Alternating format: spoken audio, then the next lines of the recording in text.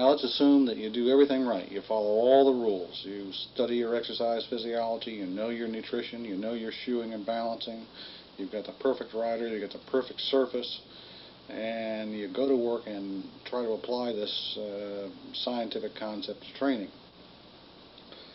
Are you going to live through it, and are you going to make a profit? Can you avoid mistakes?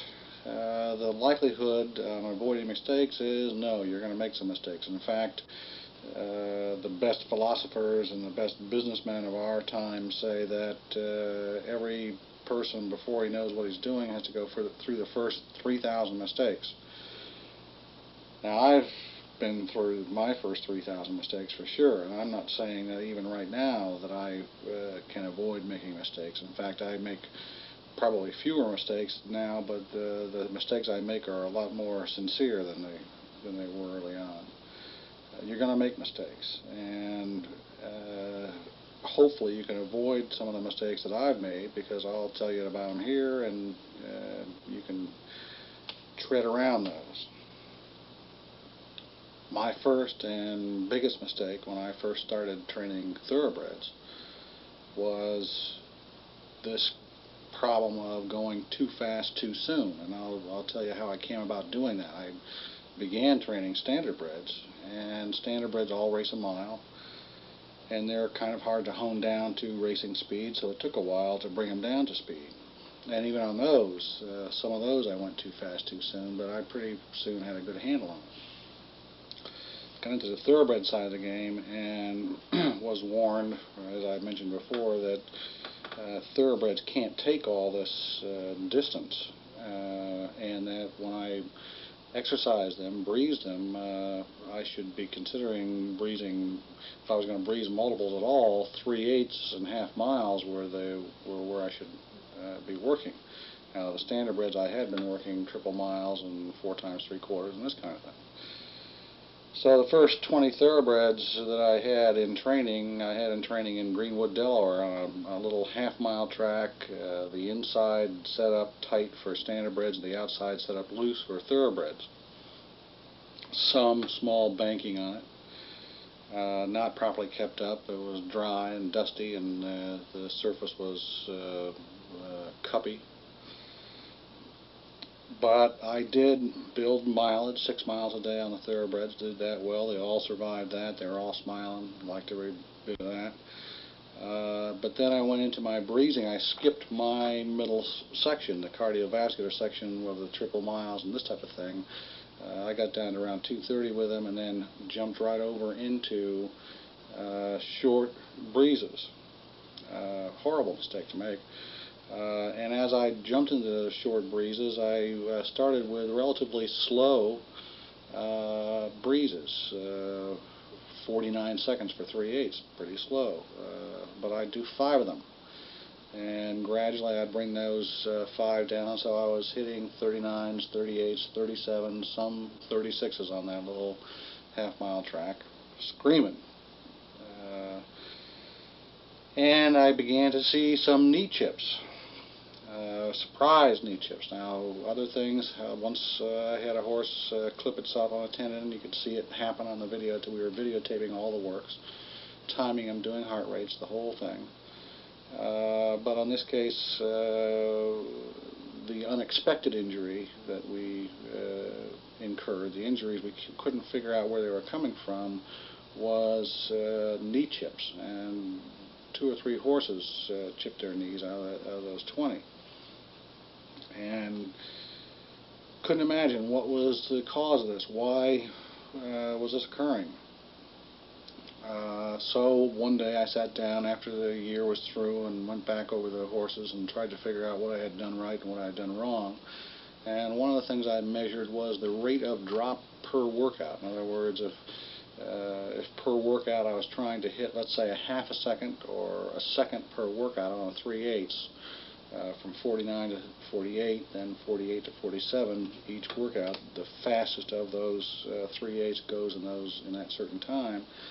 I measured the rate of drop of all 20 horses, and the one thing that I saw very clearly is the rate of drop of the 3 horses that chipped their knees was a half a second per workout faster than the other horses.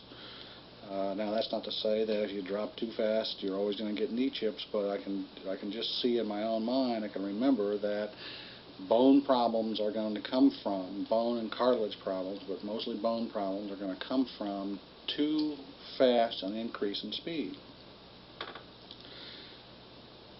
Now the fast increase in speed can be by way of erroneous programming, like I did with those first batch of thoroughbreds, or it can be from a lot of other reasons. We talked about in earlier tapes, we talked about riders and how sometimes the riders will let the horse go and come back and say, well, I couldn't hold him, and this type of thing. That's a way to get a horse going too fast too soon. Suddenly, again, when your horse shifts gears and suddenly is at a new speed, he's there, and you have to pretty much accept that he's there and try to do what you can at that new rate of speed or somewhere near that new rate of speed. Otherwise your rider's going to be sawing on the horse's mouth all the way around the track trying to get him settled down. The only solution, the only partial solution to that is to go back to 5 days worth of just long, slow distance and actually add miles to his long, slow distance. If he was doing 4, bump it up to 6, bump it up to 7, and really dope him down with exercise. Actually, your rider should be sent to the track with all the equipment that he possibly can need to stop the horse. The right kind of bits, the right kind of reins, draw reins, martingales, whatever it takes to keep that horse from getting a hold of the bit, locking it behind his teeth, and sailing down the racetrack should be in the rider's hands before that problem ever arises. If the rider says that he can't, that he doesn't need the equipment, fine until the first day that happens, and then you get rid of the rider because he doesn't know what he's doing. Another way too fast too soon occurs is when we get afraid of what we're doing. As we're walking down through those triple miles,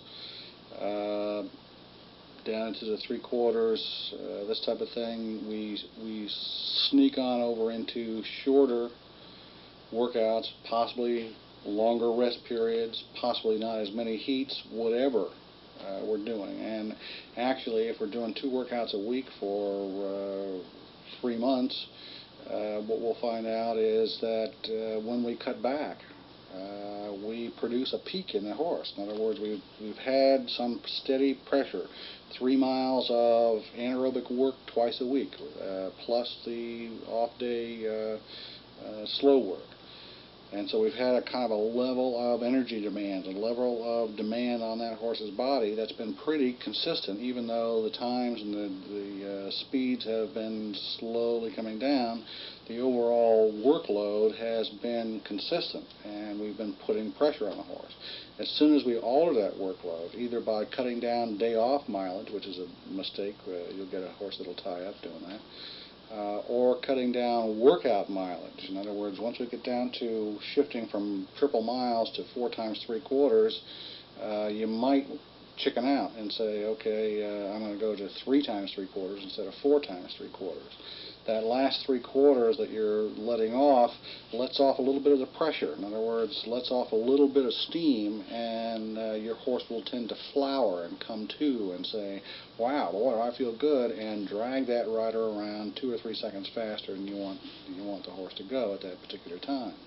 Anytime you open up the rest period, you do the same kind of thing. You start, the rest period is there to glue those heats together. You open up the rest period, you're starting to sprint train rather than condition for distance and staying power.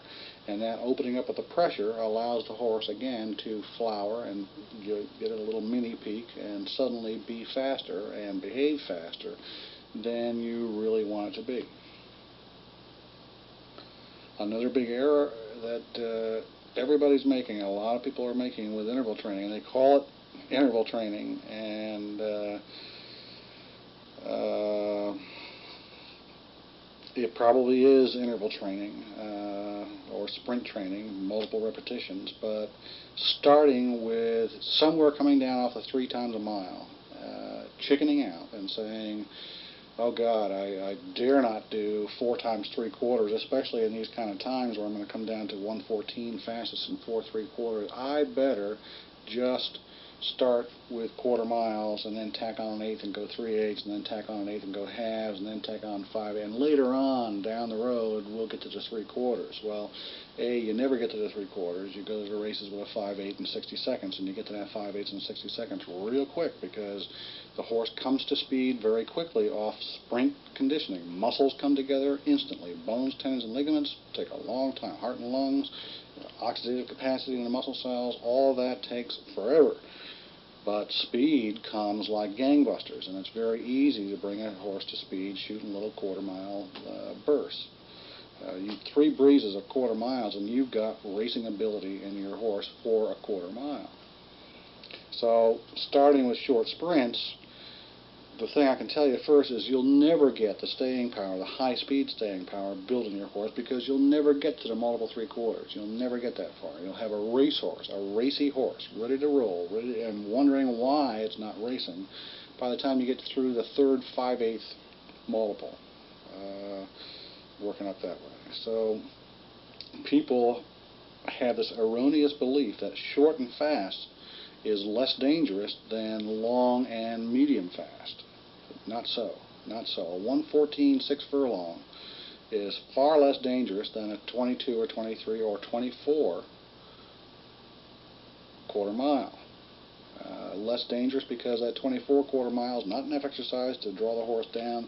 The next quarter mile the horse is going to do is going to have to be a 23, or the horse is not going to feel right, and you're not going to feel right looking at the horse. So, another way to get in trouble with speed. You've been working with a horse for 3 months with intervals. You're down to the multiple 3/4, and suddenly, today, this horse just grabs a hold and says, wow, do I feel good, and goes out there and hits that third 3/4 in the 1:14. Okay, and you say, oops, I don't want to go faster than that 1:14, and that was one hell of a workout, and maybe what I'll do is come back Friday and stack 4 and get that same 1:14 again. What you do on Friday is skip Friday. You bring up your mileage, keep your mileage up, skip a workout. Anytime your horse gives you a spectacular piece of work, especially speed, give him a break. Never try to take that acquisition, whenever he got that acquisition, whenever he picked up that fitness and that power and the ability to go that new speed with enthusiasm and without tiring, fine. What you do is you take that acquisition and establish it by doing nothing, by saying thank you, and give the horse 5-6 days worth of 6 miles a day. Bring that slow workload up and smooth them out, and let all those bones, tendons, and ligaments that just got beat to hell with that faster than you wanted to workout come back together again, so you're ready to go on.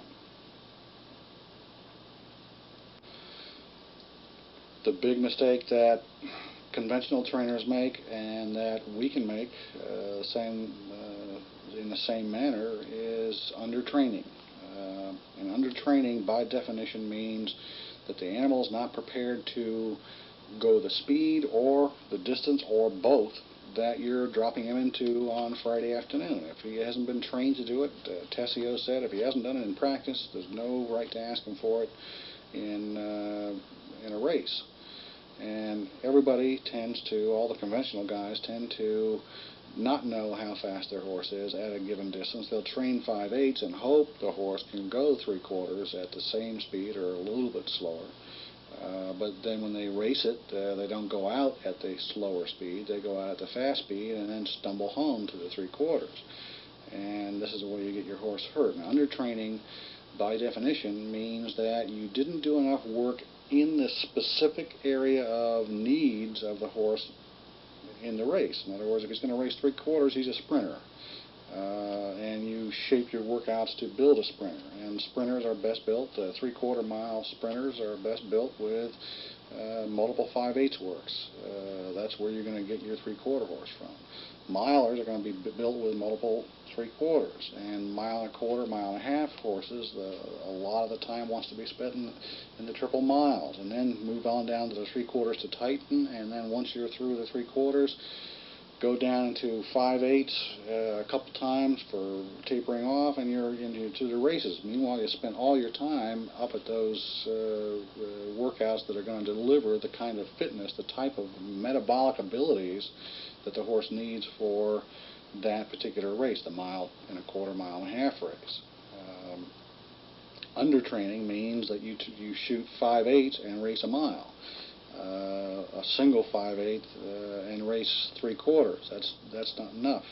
It's really not enough training for even a 3/4. It'll set a horse up to go 3/4, but it'll set a horse up to stagger home at the end of that 3/4. Multiple 5/8s glued together with short rest periods will set a horse up to be strong at 3/4 and love every step of a 3/4 mile race.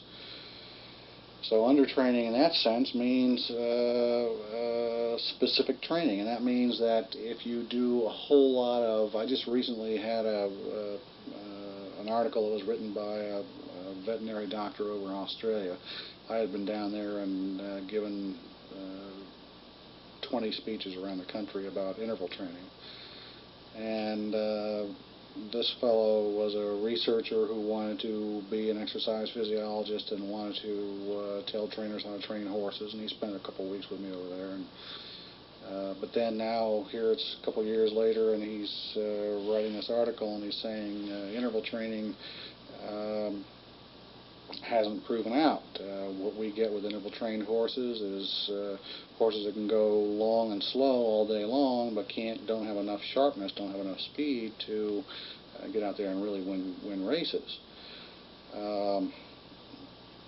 That's fine, but that's not the problem that we see over here with interval training. What we get over here is screamers that can't stay a mile because everybody over here has chickened out on the work on a long, slow distance. Over in Australia, 18-mile days for horses is not unusual. A whole bunch of half miles is quite unusual. Over here, the opposite is true. 3/8, half miles, this kind of thing. It's pretty common. So this fellow has revolutionized his training process and whatever poor trainers he's advising over there by telling them that interval training is lots of long, slow distance, and then when you go into your multiples, they're slow multiples. A slow mile followed by a slow mile followed by a slow mile. Dead wrong. You're building racehorses. You're trying to build a horse.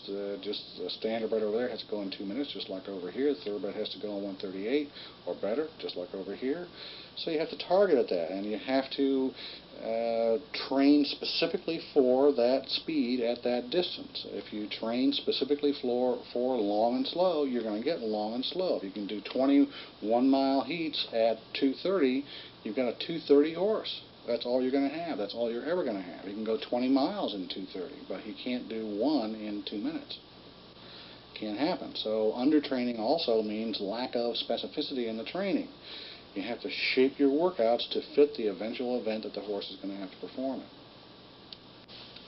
Now, undertraining can be more subtle with that. Undertraining can be training a horse on a 5-hour track and then racing on a hard dirt track.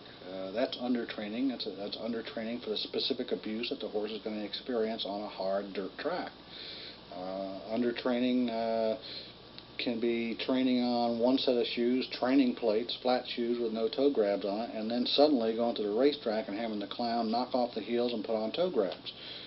That's undertraining because the horse is not prepared. If you decide on the absolute idiocy of racing a horse in toe grabs, then you better practice in toe grabs, because I'll guarantee you the first thing that's going to happen when you slap on those toe grabs, when the 60 IQ slaps on those toe grabs, you're going to bow both front tendons. Guarantee it. I'll bet you right now.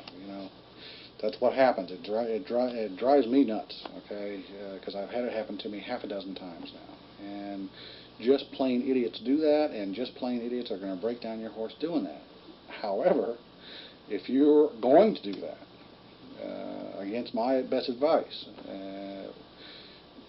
then you better train them on them, because and you better train them with those low droop down fetlocks too. You better get that hair right down to the ground and let him bleed back here, because if you don't, when they get to the track and they go through that, you're going to have an instant breakdown. So Undertraining means undertraining for all those kind of conditions. For example, if you're a trainer at the racetrack, going to suck your horse down without feeding him, he's going to feel like the horse is too much for his girl to handle or his rider to handle, and he's going to stop feeding him for 5 days so he'll quiet down and try to knock 100 pounds off that horse. Your horse better be ready for that. If he's going to go to straight oats because he can't afford to feed the good quality feed that you're feeding, your horse better be ready for that. Any of those changes in environment, if he's going to race on steroids, if he's going to race on ACTH, if he's going to race on Lasix and all the drugs that they have at the racetrack, well, you better get your horse ready for that kind of stress, because all of that means a rapid downhill.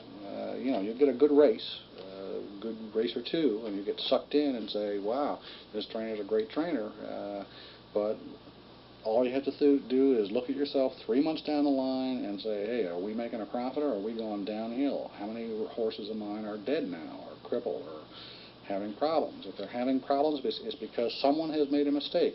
And if that someone is unwilling to admit the mistake and wants to go on making the same mistake time after time after time, you're doomed. Your racing stable is guaranteed to lose a fortune.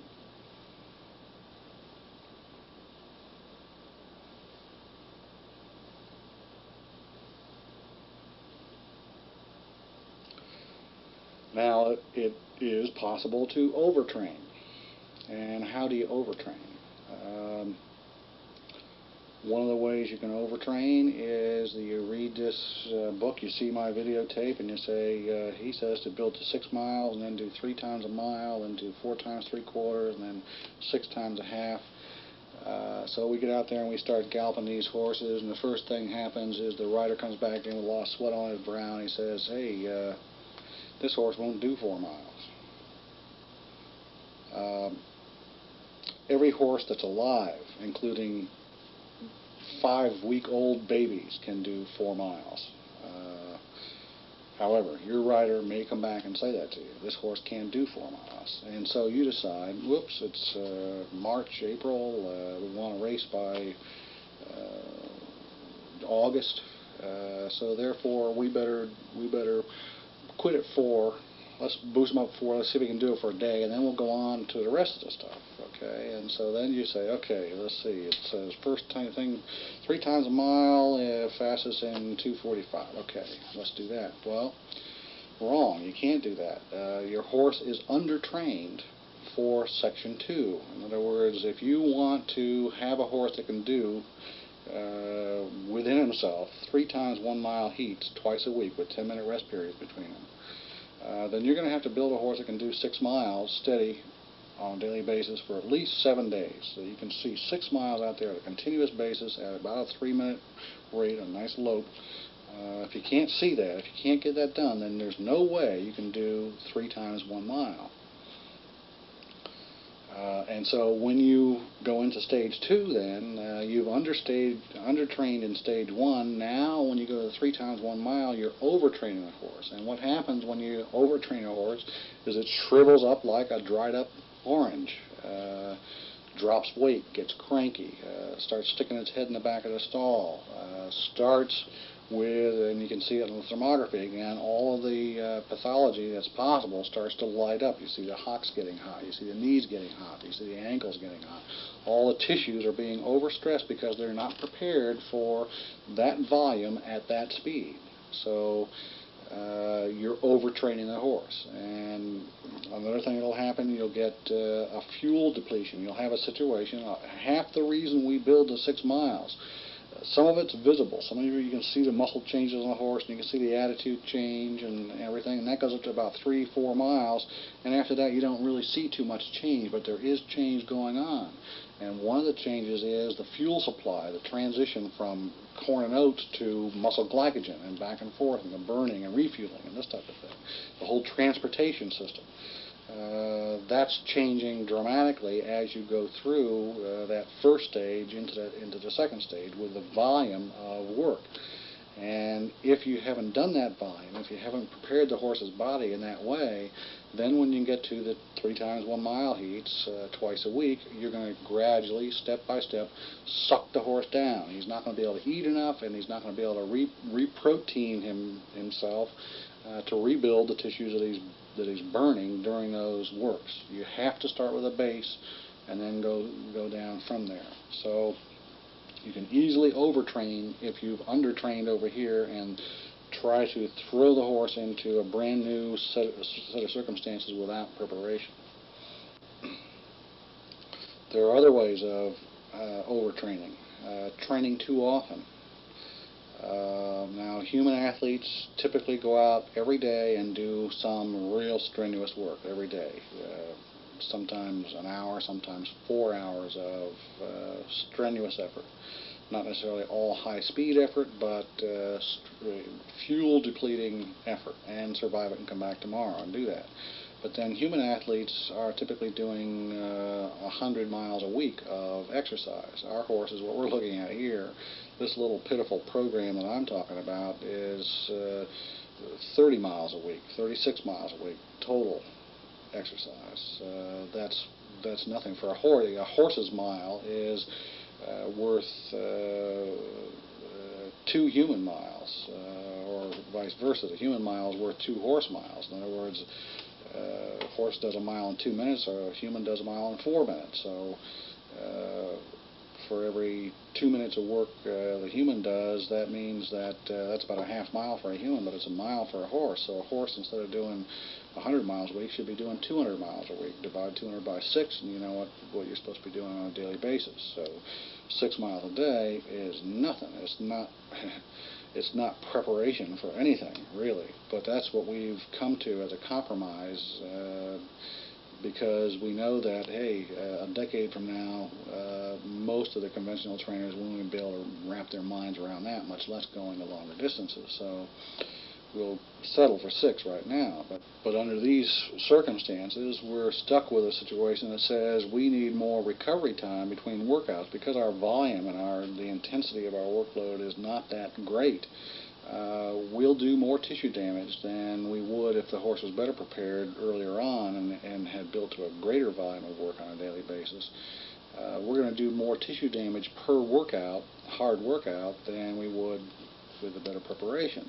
So we need more recovery days between hard works. And from my own experience, I can tell you that typically, if you do the whole thing that we're talking about here, building to the 6 miles and then just sneaking down through the triple miles and into the multiple 3/4, you can do a workout once every 3 days, Monday and Thursday, Tuesday and Friday. Sometimes you can spread it out to 4 days, Tuesday and Saturday. Sometimes you have to spread it out to 5 days, especially when you get down into the real squeezy 4 times 3/4 workouts. You watch your horse, and the signs are that the horse is dropping weight, the horse is getting cranky, maybe getting a little heat here and there. Horses that get speed crazy, horses that get out on the track and just want to rip the arms out of your rider and toss their head and scream around that racetrack and look for the gate next time around.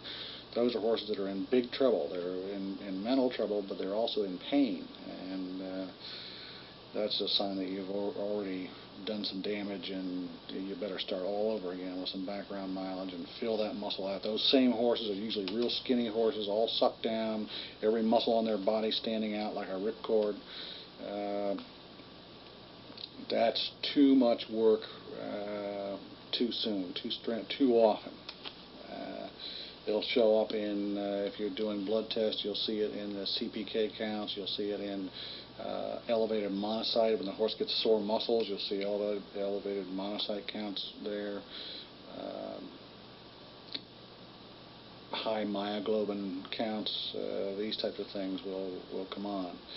Too much work too often. Now, on the other hand, horses that, let's say that you've trained on down and you're racing or you're ready to race and you're still doing twice a week work, or maybe you're doing once every 5-day works, if you want to bring a horse to a peak, to a super peak, then 3 workouts in a row, I mean, not every other day, but for sure every 3 days, bang, bang, bang, heavy workouts, hard workouts will blossom that horse, will make that horse really come to and grab a hold and run its best race of its life. But then you have to back off again. You can't keep driving that down. You do 6 or 7 of those workouts in a row, and then you'll bust your horse. You'll have something go wrong. So you can, by closing up your rest days, not having so many, you can produce a peak, but 3 workouts max. 2 workouts is even better than 3 workouts. 2 workouts in a race on Saturday, great. That'll peak them out and really do a job for you, but you don't continue that then.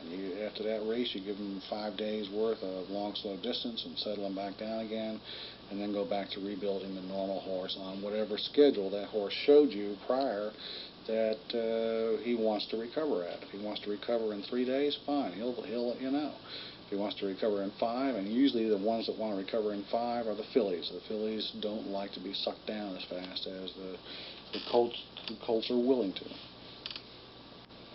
When we're talking about what goes wrong, I have to come back to riders. In general, I like female riders, but I like male riders to a certain point. And there's a point where, in the fitness of these horses, these animals that go through the whole program, the big program, tend to become Godzilla. At a certain point, they tend to become so rock hard that they tend to want to do what they want to.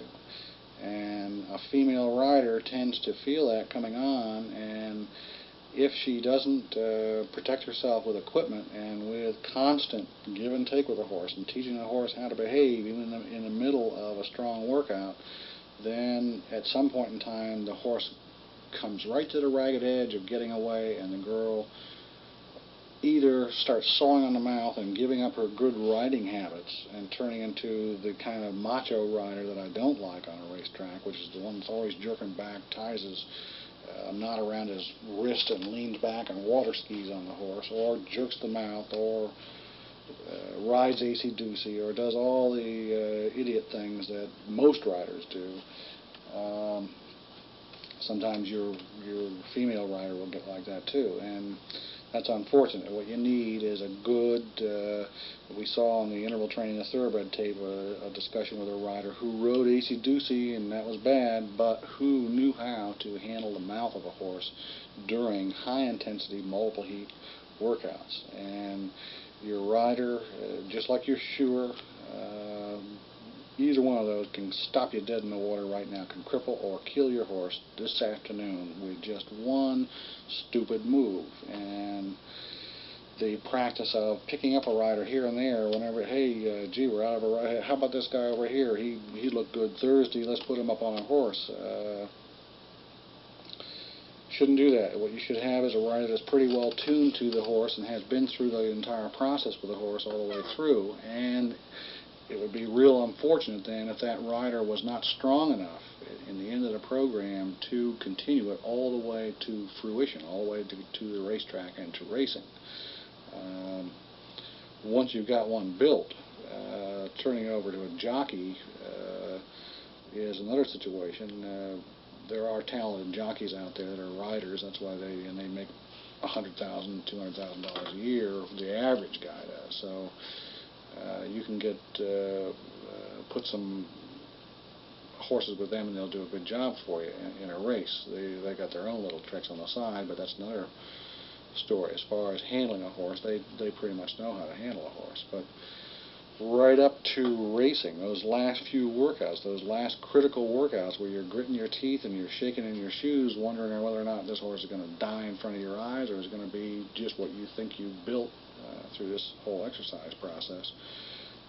You want the best rider on that horse that you can possibly put on it, and the rider that's most in control, most in agreement with the horse, most able to move with the horse's motion, not get out of balance, not throw the weight to one side or another, not jerk the horse's head around, not make driving mistakes when they're going down the track and all of a sudden they have to turn this way or that way to miss something that they should have noticed 15 seconds before and been aware of and smoothly going around. Instead they jerk this way or that way.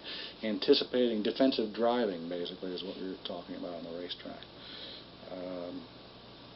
You got to have all that talent harnessed and going. The talent of the horse and the talent of the rider have to be glued together into one unit, one performing unit.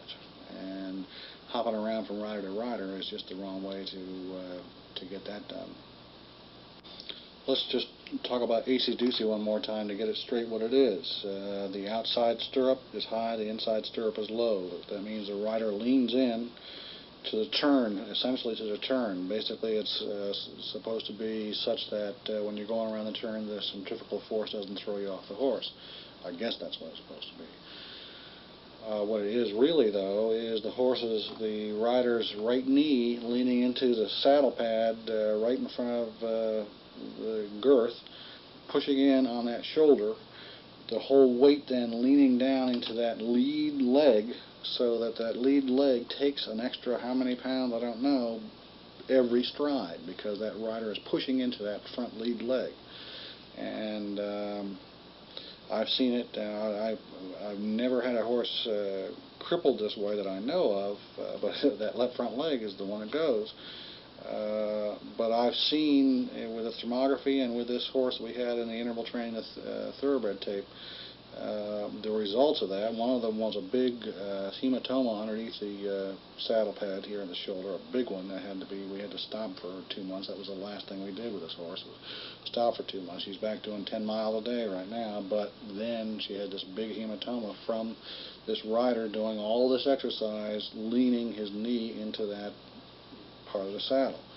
But we also saw the check ligament keep acting up. Every time we did some hard work with the horse, the check ligament would act up. When we backed off, it backed off. And we finally figured, then we put a different rider up that was evenly balanced, and we never had the check ligament again. Acey-deucey is a big mistake in training, and it's not real smart in racing. Again, you're throwing everything into that lead leg, and that's the one that's left on the ground when the horse is pogo sticking over his body. That's the leg that flips him over. So you don't want that weight down there, and acey-deucey throws it down there. Now there's other mistakes you're going to make, easy to make mistakes. Training surface.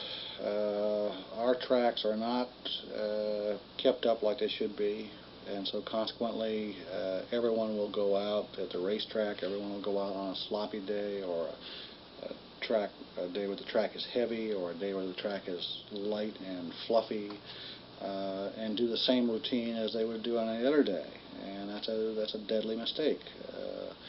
Your horse should be trained at speed over the most pristine track possible, and basically the pristine track, the good track, is the fast track.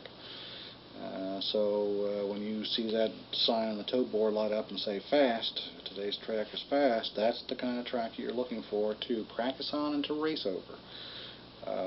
There is the sloppy track,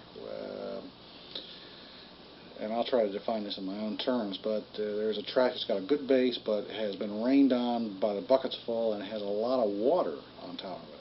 And now that kind of a track where the horse splashes through but then grabs a hold of a base that's still there, that's not so bad. What is bad is the track that is mud from here down to here, and the horse slops in and slips around, slides around. That's where your suspensories go. That's where coming around a turn is real dangerous.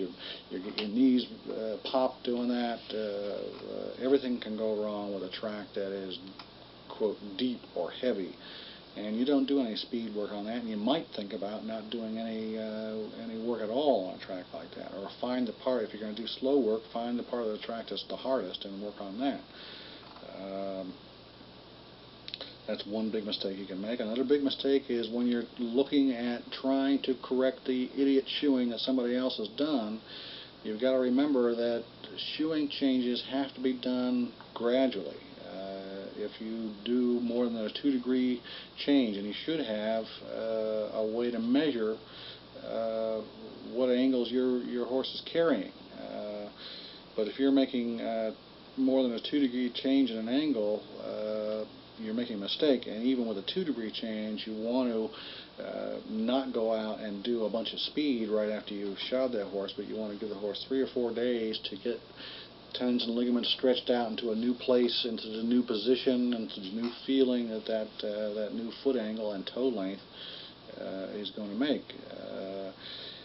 For example, if your horse is way low and you jack him up with, let's say, cutting his toe back and maybe putting a wedge or something like that in there, you think in your own mind that you're relieving all the stress on the tendons and ligaments. You're relieving some stress on the tendons and ligaments, but you're also putting in a stress where if that tendon has been stretched and then you let it loose a little bit, it tends to snap back and forth, wiggle back and forth like the aerial on your car goes doing when it hits the ground. And that will show up first up in the check ligament. You'll see the check ligament start to get hot, but it can also destroy one of the tendons in the legs. And it can cause all sorts of gait problems so that the knee can snap back over dorsiflex and pop a chip. Ankles can get in trouble, foot can come down wrong, a whole lot of things can go wrong with a significant change in foot angle.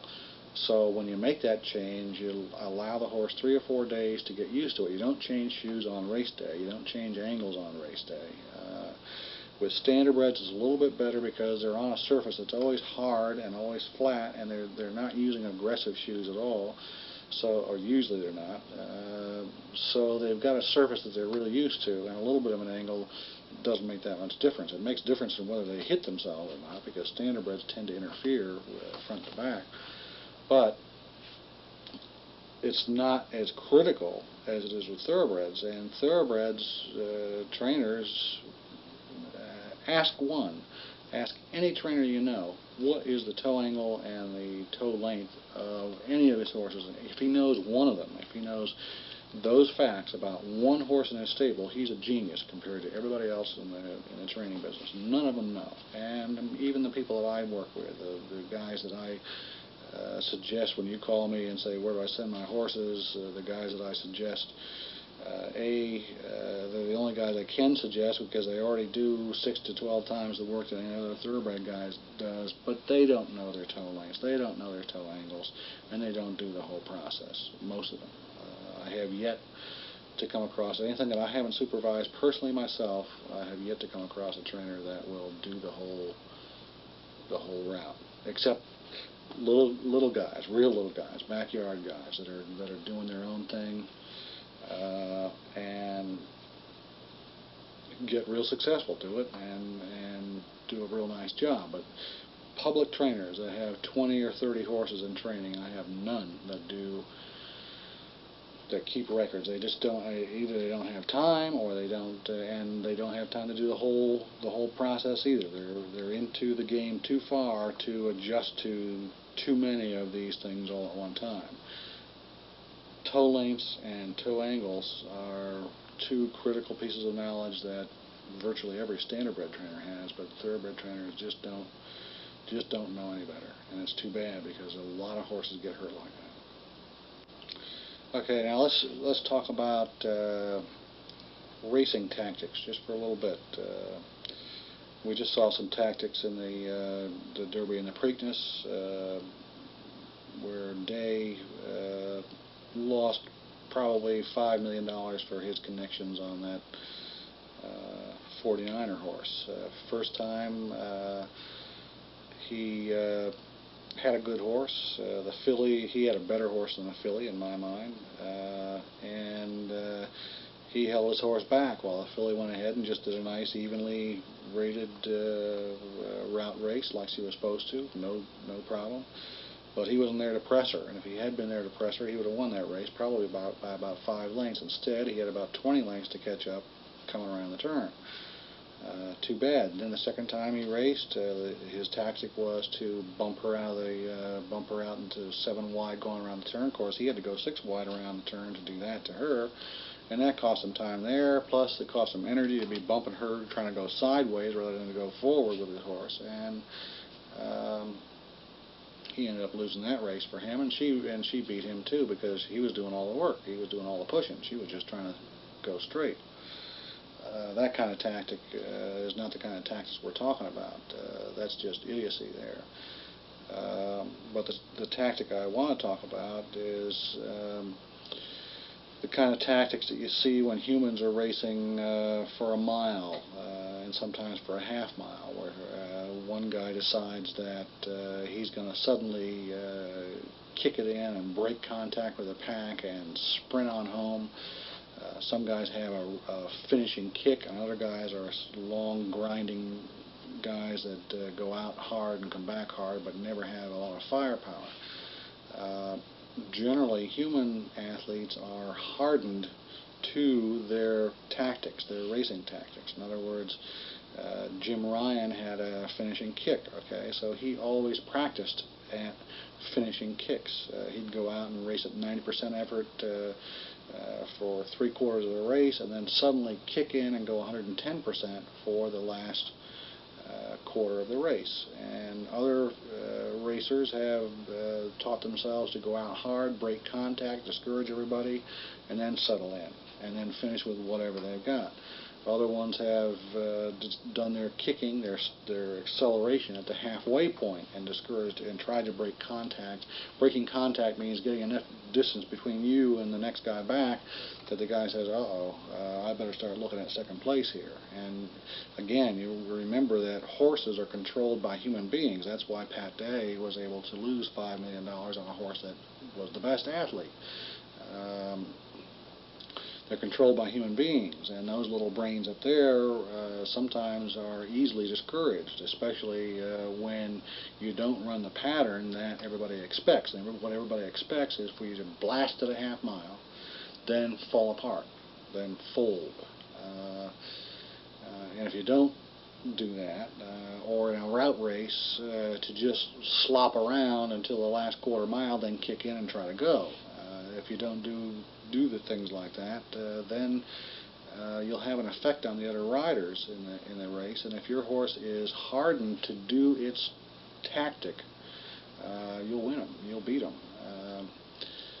I remember Keneal and Shoemaker in a Preakness race, where I think Shoemaker was on a Loma's Ruler. I forget who the kid was on, but the kid had a Sprinter, and Shoemaker was on the best horse.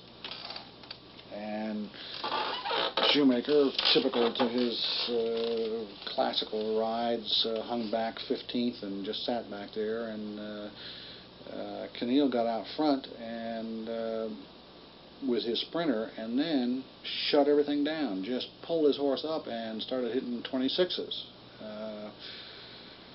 Shoemaker stayed back there. It wasn't time for his move, so he stayed 15th, and so the whole pack slowed down.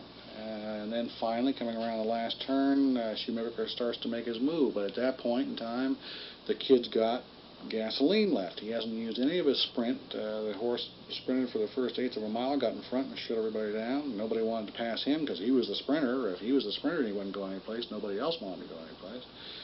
So then comes around that final turn, here comes Shoemaker with his horse finally kicked into gear, but the Sprinter has got all his gasoline left, and he's got more speed than this Loma's Ruler has. And so Loma's Ruler come up beside, and the kid kicks him in, and he falls back a little bit. And then he comes up alongside, and the kid kicks him in, and he falls back. And it goes all the way around to the finish, where Loma's Ruler is still gaining ground, an inch by an inch, but the finish line goes by. And so a less able animal wins a big important race. And you can figure out and you can steal your horse to do. Now, a Sprinter is at a big disadvantage in a race where people know what they're doing, because a fitter horse, a horse that's built and prepared to go the full distance, the solution to that kind of a problem is to get up and breathe down the neck of that Sprinter and drive him right into the ground at a half-mile pole. A Sprinter, the characteristics of a Sprinter is that he's going to build high lactate levels and become paralyzed with fatigue somewhere during that race shorter than the finish line. Where a horse that's really fit and ready to go but may not have the alacrity, may not have that natural speed, if that horse comes up behind and pushes that Sprinter beyond his steady state, and his steady state is going to be far below what his maximal speed is. If the good horse comes up and pushes that sprinter past his steady state in the front half of the race, then at the end the sprinter's done. He's over with, and the good horse goes on to win at not spectacular speed, but nevertheless enough speed to win the race and to drown that sprinter in his own lactate.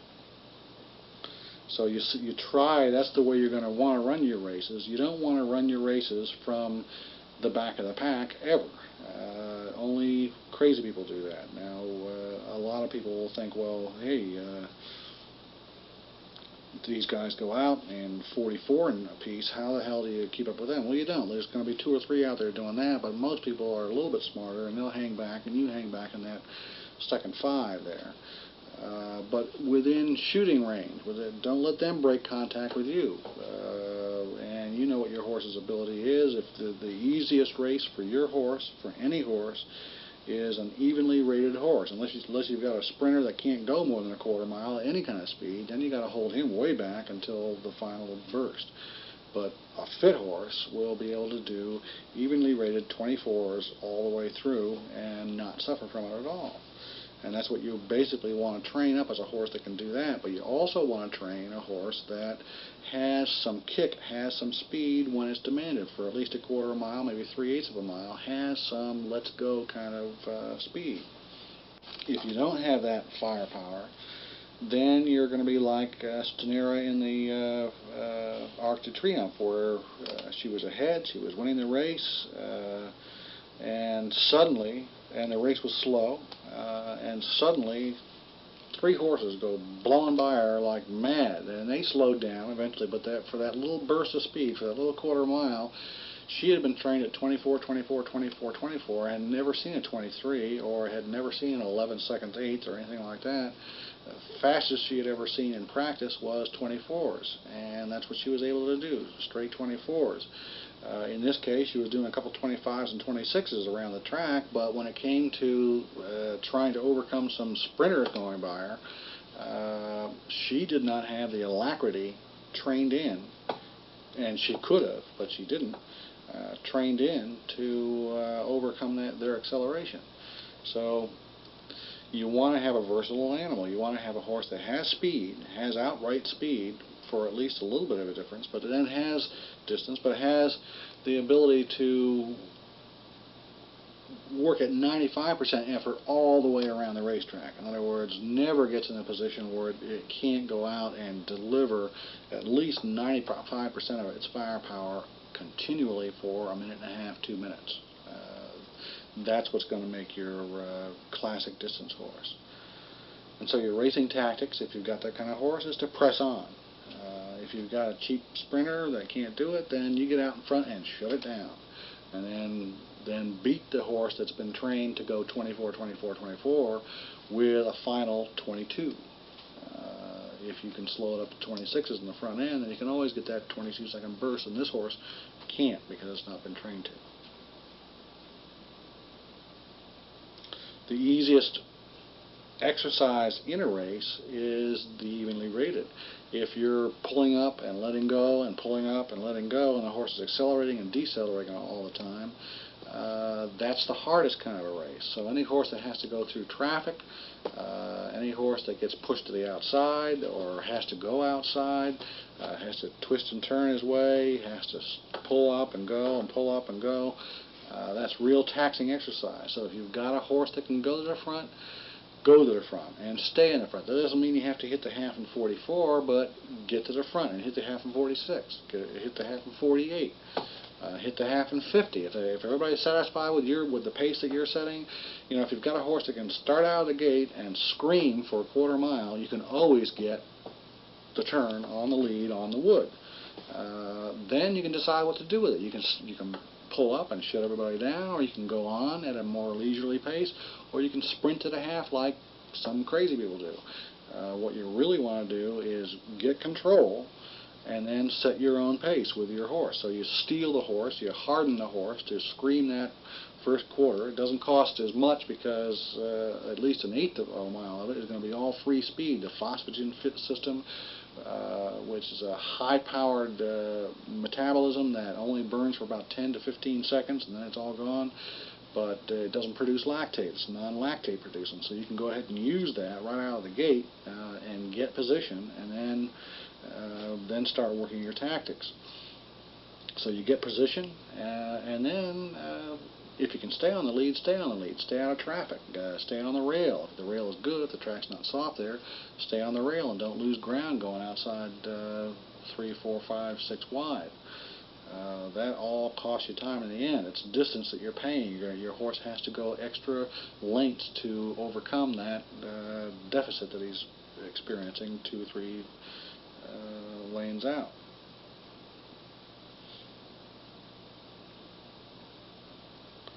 And if you can break contact, in other words, if you decide to steal your horse so that in a mile race at the half mile he kicks in instead of waiting for that last quarter, he kicks in at the half mile and breaks contact with the horse behind him, suddenly goes for it at the half instead of going for it at the 3/4 pole, and breaks contact and discourages the rider, not the other horse, but discourages the rider behind him, then that's a good solid tactic that A, keeps you out of traffic, and B, can fake a guy out who may have a better horse than you behind.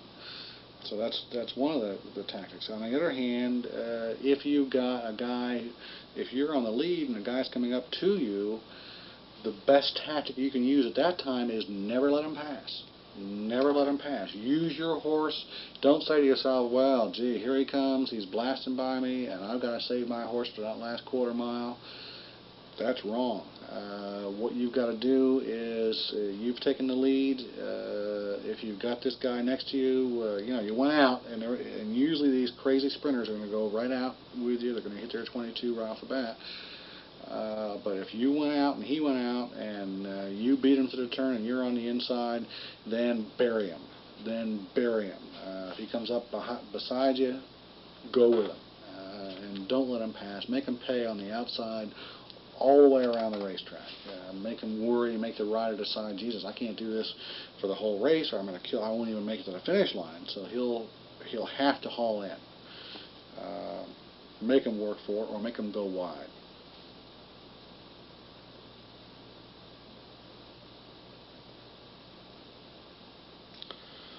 Now the start is the easiest place to make up ground.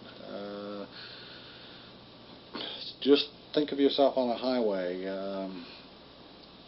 with a car that you want to pass in front of you. Now, going at 25 miles an hour, if you're both going at 25 miles an hour and you step on your gas, it's a hell of a lot easier and quicker to get around that guy with a lot less energy burned than it is if you're both going 65 miles an hour and you try to pass him going at that speed. It takes a lot more energy to pass a moving vehicle, including a horse, at higher rates of speed than at slower rates of speed. So if you can beat a horse with acceleration out of the gate, if you can come out and throw a length of daylight at him in that first 150 yards of a race, you'll have made up ground that he'll really have to pay for to get back later on, assuming that both of you are running for the money all the way. Now, if you chicken out later on and just coast and pull back, then he'll catch up for free. But if you're on your horse and if you're after that race and you're racing all the way around the racetrack, then the best place you can make up ground, the best thing you can train your horse to do is to start, is to get out of that gate and get to the first 150 yards a length in front of anybody. That's the easiest place to make up ground. I learned this when I was swimming. We had a relay called a medley relay, where one guy swam freestyle, one guy swam backstroke, one guy swam breaststroke, and one swam butterfly. And the slowest of them all was breaststroke, this kind of thing. And the slowest one, boy, when the freestylers would do 100 yards in 53 seconds at that time, and that wasn't much time. But the breaststrokers would do the same 100 yards in a minute and 5 seconds. Okay, so if a breaststroker lost ground for you, let's say he lost 2 lengths, he had more time to catch up than the freestyler who followed him into that final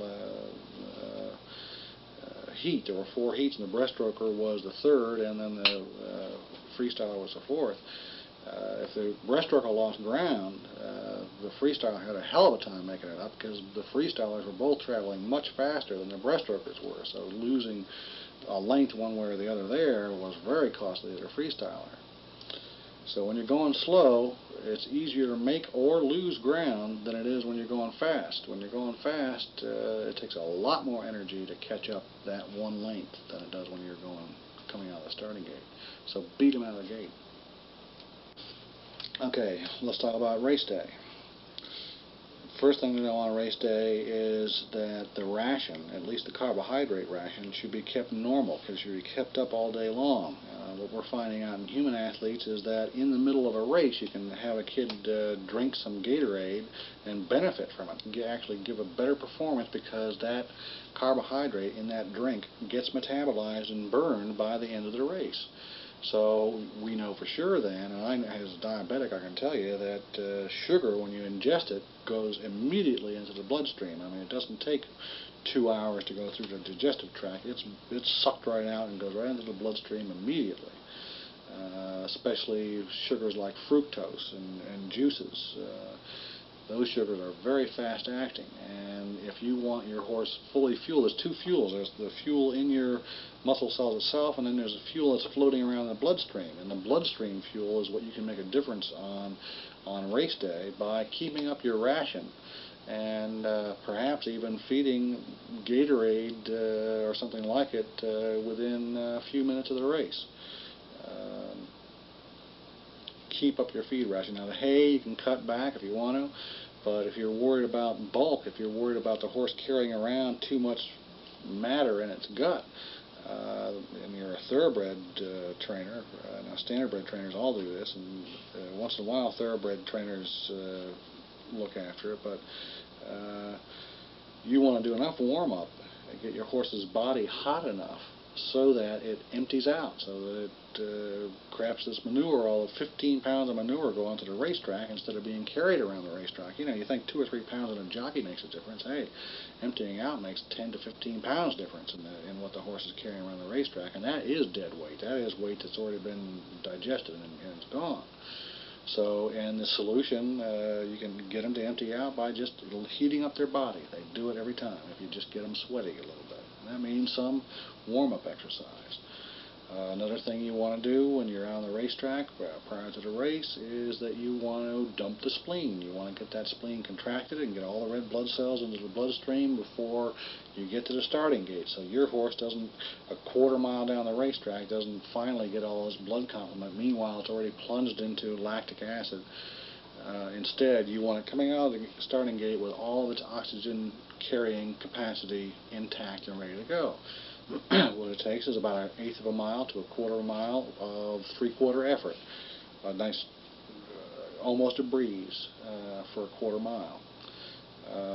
And that means when you're out there going on your post parade and you got your pony boy next to you, you kick that little quarter horse in and let your thoroughbred stretch out for 1/8 to 1/4 mile.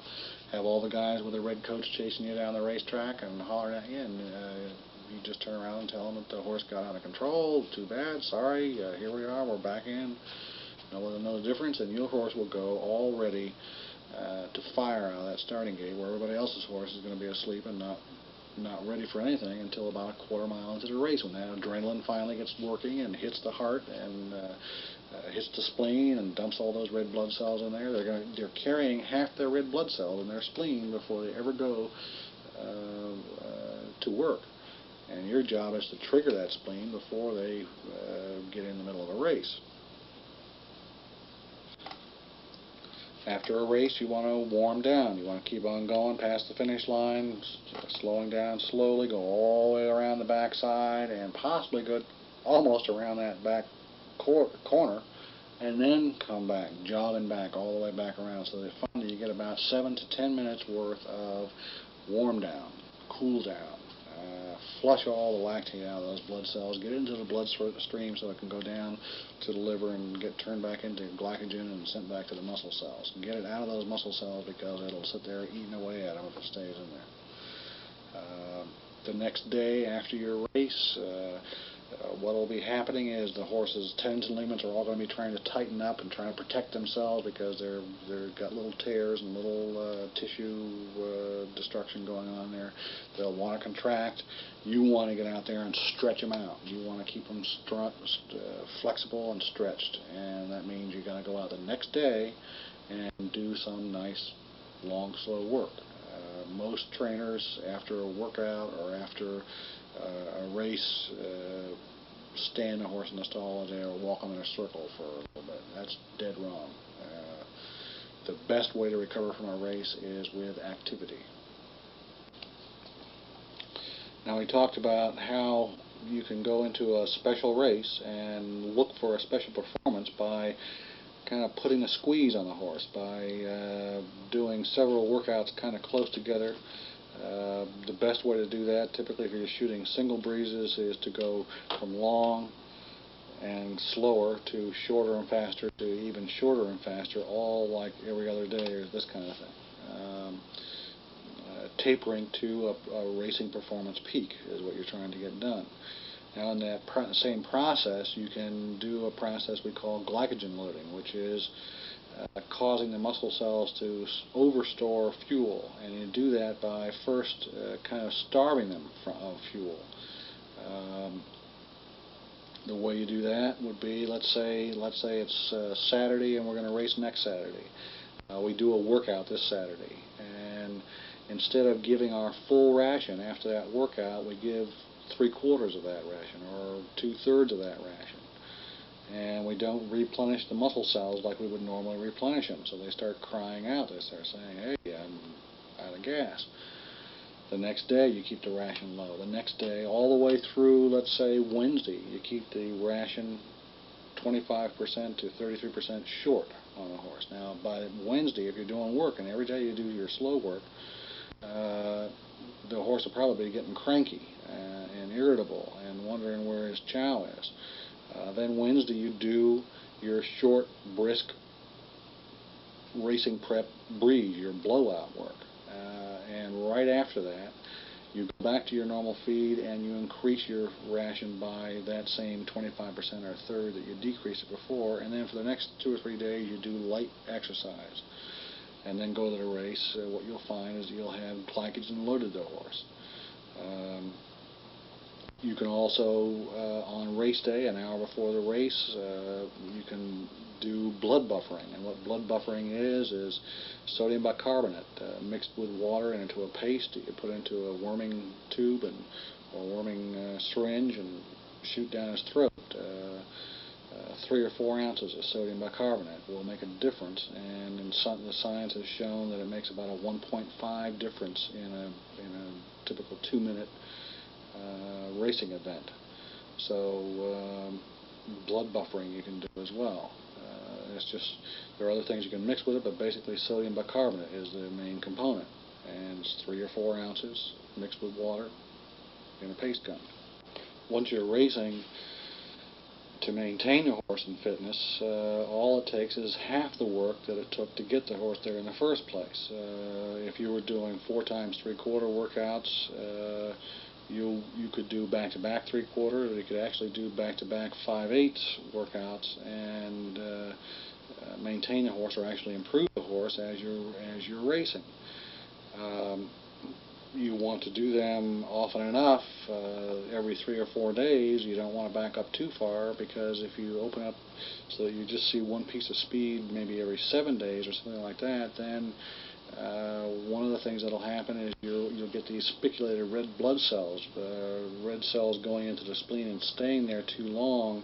The protein in the outer shell of the red cells is kind of like the egg white protein. If it experiences that acid environment too long, it gets hard and tough and spiculates, sends out these little arms that then, as the blood cell is going through the bloodstream, it attaches itself or gets stuck on the walls, and they tend to coagulate, and they tend to collect together, and they tend to go into the lungs and not be able to make it through the capillaries and just sit there and block a capillary until that capillary explodes. So you don't want that stuff going on. You don't want spiculated red blood cells, and that means you have to blow out that spleen periodically, every 3 days, 3 or 4 days max, 5 days, and it starts to happen. So you do have to keep up the frequency of your works, but you don't have to have them as big and heavy duty as they were in building your racehorse. Now, if you're just down to single breezes in your preparation for racing, you haven't got much room to do anything. You have to do what you can get away with without killing the horse. The horse is being killed in the races anyway by that time.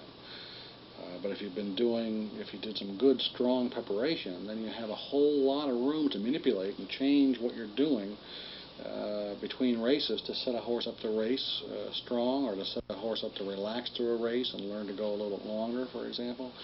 A lot of things you can do to manipulate how the horse feels about a given race. Set them up for a sprint, set them up for a long distance race. Basically, again, setting a horse up for either one of those is specific exercise prior. If you want to go long, you practice long. If you want to go short, you practice short.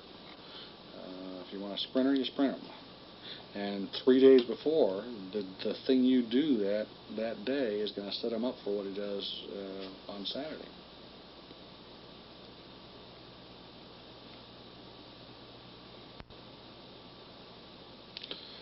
Now, on the other hand, 3/8 breezes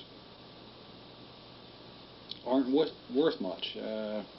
Think about it. If you've got a horse that has speed, let's say you've got a horse that can hit 109 for 6 furlong, there's really no effect is going to occur with a 3/8 breeze on a horse like that.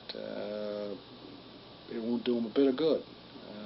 It'll tend to crack his knees and crack his shins and pop his ankles, but it sure as hell won't bring any more speed on, because he's got all the speed he'll ever need. What he needs is staying power, and basically staying power on a horse that's moderately fit means staying calm the first half mile and being able to lope out the whole damn mile instead of screaming to the half mile and then throwing up. You've got to train a horse. If you want a horse to go longer, you have to condition him and harden him to go longer. And 3/8 breezes is not the way. 3/8 breezes, you could do that morning and go out and race a sprint, and there would be no effect whatsoever from the 3/8 breeze on the same day of the race.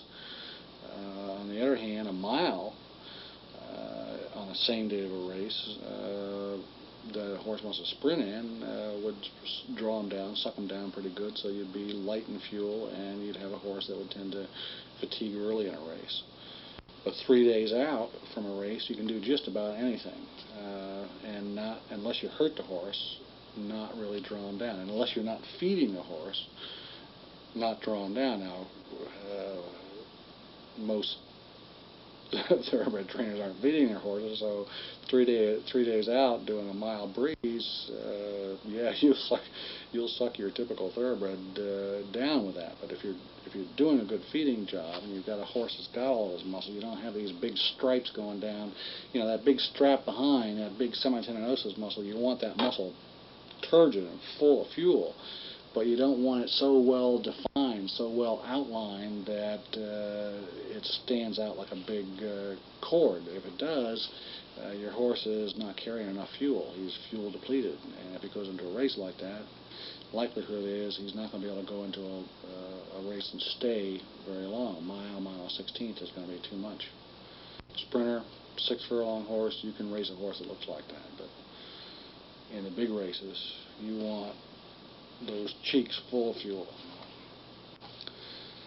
Now, once you've built a racehorse, you want to race them, and you find out where you are. You're always thinking in your mind that you want to improve the racehorse. You want to get him faster and longer and have more ability, but you move them all around. You race them in whatever you can race them in.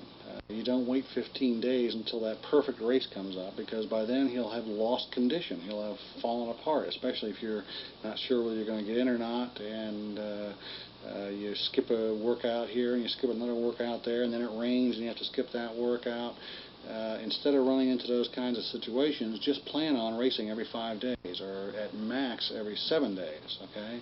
Just figure you're going to be in and you're going to get into whatever race you stick him in. You try to get him on the 6th day, and if you can't get in that day, you put him on the 7th day. If you can't get in that day, you get him on the 8th day, but you get him in, on the average, once a week. And if it's an allowance horse, you find wherever you can put him, and you might have to put him in an expensive claimer. If he's a claimer, you put him in any distance that happens to be up there, a mile, 3/4, a mile and a quarter, or whatever's out there for your little $5,000 claimer. Drop them in, and drop them in an allowance race and let them place last. You know, drop them in wherever the track guy is going to let you drop them in, and he'll want them 9 times out of 10, and your horse will get fitter. Again, remember Oscar. It can be done every 3 days, and you want to race often enough so that your horse makes more money. And if you build a fit horse, if you build a tough horse that doesn't get hurt in a race every time he races, then he'll be able to race often. And you want to race him often, and stick him in wherever he can get in. I mean, he's there to race. He's an athlete built to run.